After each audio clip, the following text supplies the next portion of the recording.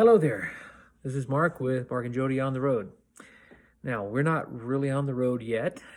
That's our goal in about 3 years. I'm still working full-time, but I retire in a little under 3 years and we'll be hitting the road after that. Until then, well, it's winter in Colorado. Mid-October to be exact, and we're expecting some freezing temps, so it's time to winterize our RV. We have a 2016 Thor Motor Coach 29.3.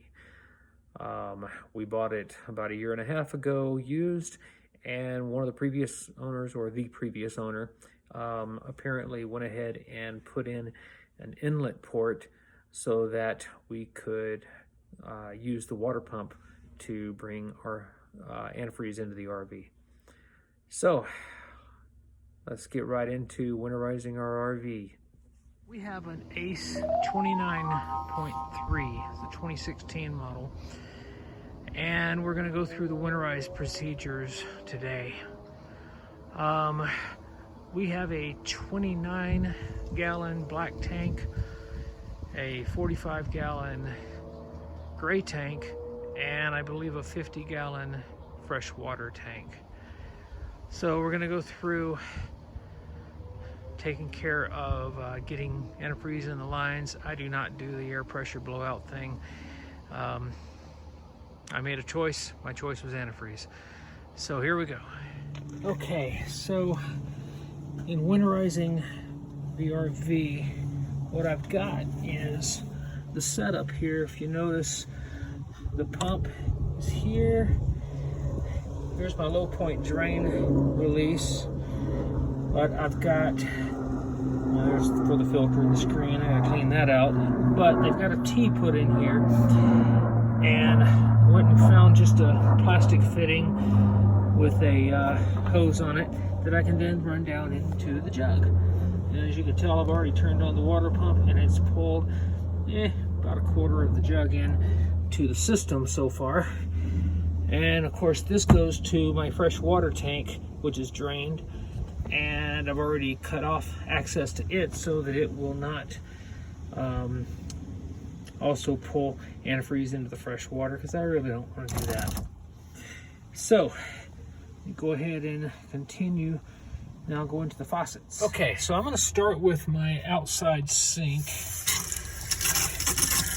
I don't like using it much because the valve that they put in there is not the greatest. It doesn't drain very well into the gray tank like it ought to. Of course, I say that, and now it seems to be draining just fine. But it could also just be filling up the pipe for wherever it's clogged. Again, we just don't use this one very much. Alright, and there's the pink stuff.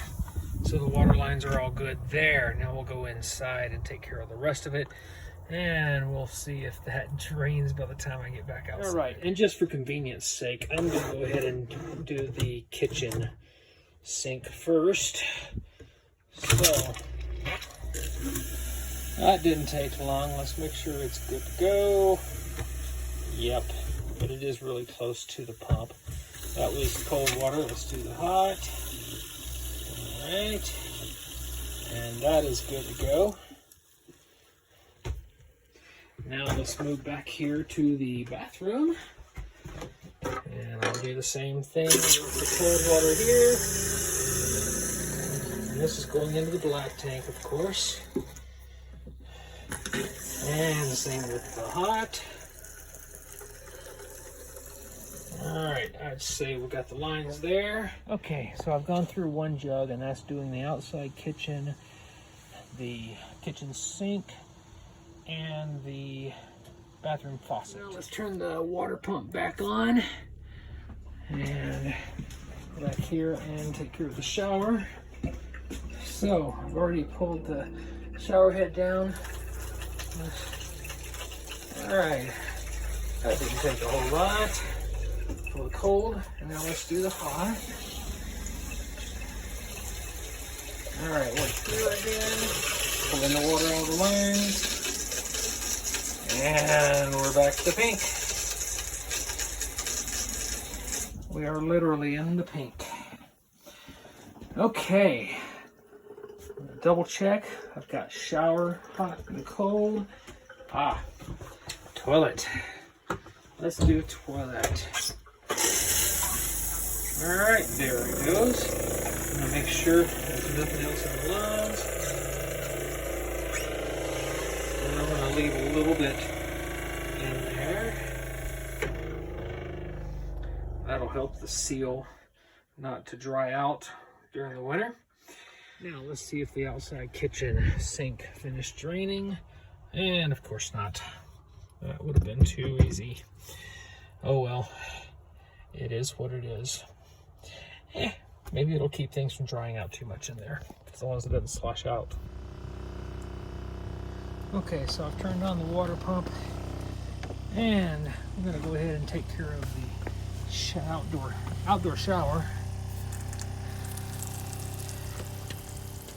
All right, and it's gone pink on the cold. Let's do the hot. Let it pull through again. Just to make sure we're good to go. All right, it's got it. All right, and I'll go turn off the pump. We'll get this thing closed up. Okay, so the water pump is turned off. Let's get the shower head back up here. Now, let's close off the fresh water, or no, it's open. Keep it closed off, but it released the pressure, so we're good there. A little low point drain on the antifreeze, and that's fine. Close that back up. All right, and then let's just twist off like this guy.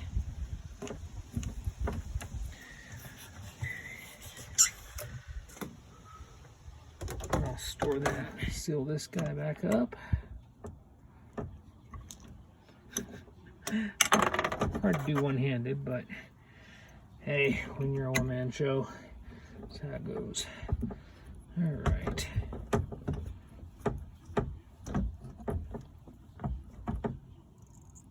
Got a good seal there. And we are winterized.